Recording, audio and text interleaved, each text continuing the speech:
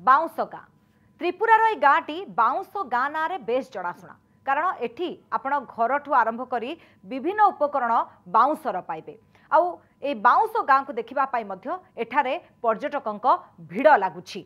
बाउंसरे तैयारी जेकोसी जिनिस जेतेबेले आमे देखू ताहा आमको आकर्षित करिथाए। आमे अनेक समय बाउंसर विभिन्न उपकरण गुड़िक जो हस्तशिल्प मेला थाए सेठी आमे देखि थाउ।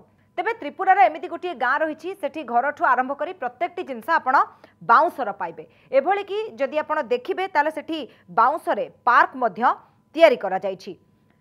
राज्य रे इको टूरिज्म को मध्य एहा आहुरी उन्नत करिछि आ उत्तर पूर्वांचलर विकास पई एही बाउंस गाँटी को तैयारी करा जायछि।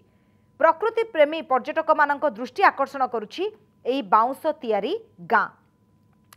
एठी आपण बाउंसर उद्यान मध्य देखिबाकू पाइबे। तेबे भारत बांग्लादेश सीमांत को लागिकी पश्चिम त्रिपुरा रे रहिछि एही बाउंस गाँ आ 9 एकर जमी रे एही बाउंस गाँटी को तैयारी करा जायछि। एठी पार्क रहिछि आपण विभिन्न प्रकार जिनस एठी देखि पारिबे। तेबे बाम्बो आर्किटेक्ट एवं विशेषज्ञक तत्वावधान रे एहाकू तैयारी करा जायछि। बहु परिवेशविद मध्य एहाकू स्वागत करछंती। देश विदेशर बहु पर्यटक मध्य एठाकू आसुछंती जहाँकि एई बाउंस गाँ को देखिबा पाई। तेबे एई बाउंस गाँ रे कौन कौन रही योगासन केन्द्र अच्छी खेल पड़िया अच्छी केतोटी पोखरी भी रही बाउंसरे तैयारी सेतु बा पोल मध्य रही बाउंस तैयारी छोट छोट कटेज बा घर आपण देखि परिबे।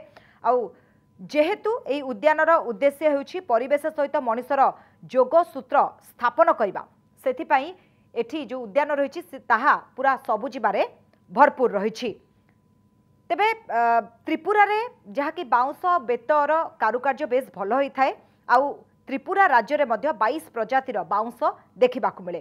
तेबे एई बाउंस गुड़ी को गोटे नुआ रूप दि जाइए अर्थात जो 22 प्रकार बाउंस जेहेतु एठारे मिले से बाउंस को व्यवहार करके एते सुंदर भाव गोटे बाउंस गाँ को तैयारी करा जाइछि। गोटे सुंदर परिकल्पना को केमती रूप दि जाइछि ताहा एई बाउंस गाँ रे देखिबाकू मिले। अधिक खबर पाई देखुथांतु कनक न्यूज.com।